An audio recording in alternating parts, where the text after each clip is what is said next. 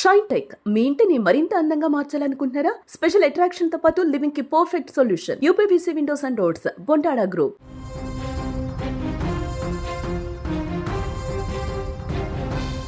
ప్రయాణం ఎప్పుడెలా మలుపు తిరుగుతుందో ఎవరూ ఊహించలేరు. హాయిగా నిద్రపోతున్న ప్రయాణికులు గమ్యం చేరుతామన్న ఆశతో ఉన్న ప్రాణాలు ఒక్కసారిగా మృత్యువు కోరల వరకు వెళ్ళొచ్చాయి. సంగారెడ్డి జిల్లాలో ఈ రోజు తెల్లవారుజామున పెను ప్రమాదం సంభవించింది.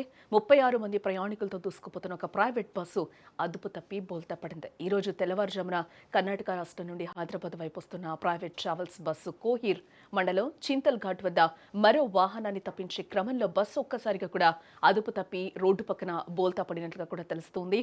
తెల్లవారుజామున కావడంతో బస్సు బోల్తా పడిన శబ్దం పక్కనే ఉన్న గ్రామంలోకి కూడా వినిపించింది.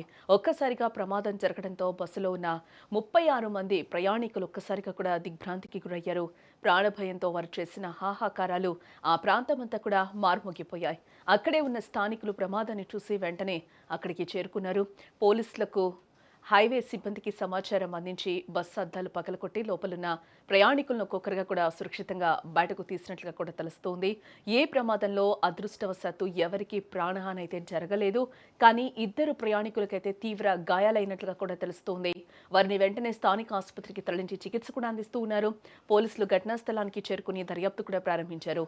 డ్రైవర్ అతివేగంగా నడపడమే ఈ ప్రమాదానికి ప్రధాన కారణమని కూడా పోలీసులు గుర్తించడం జరిగింది. మృత్యువు కళ్ల ముందు కనబడినప్పటికీ చిన్న గాయాలతో బయటపడడంతో ప్రయాణికులు పిలిపించుకున్నారు.